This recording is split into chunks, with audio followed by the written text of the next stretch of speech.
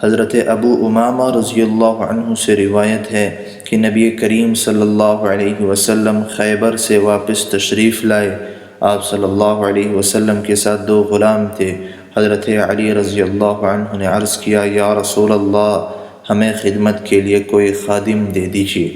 آپ صلی اللہ علیہ وسلم نے ارشاد فرمایا، ان دونوں میں سے جو چاہو لے لو۔ انہوں نے عرض کیا، آپ ہی پسند فرما دیں۔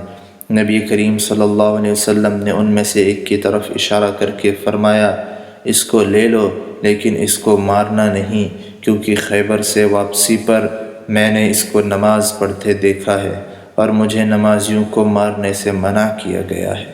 رواہ مسند احمد۔